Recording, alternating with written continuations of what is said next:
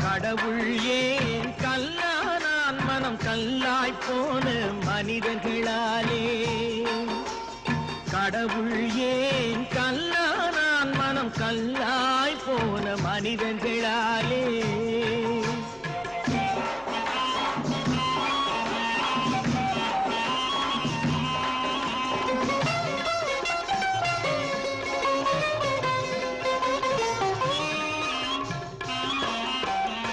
கொடுமையை கண்டவன் கண்ணை இழந்தான் அதை கோபித்து தடுத்தவன் சொல்லை இழந்தான் கொடுமையை கண்டவன் கண்ணை இழந்தான் அதை கோபித்து தடுத்தவன் சொல்லை இழந்தான்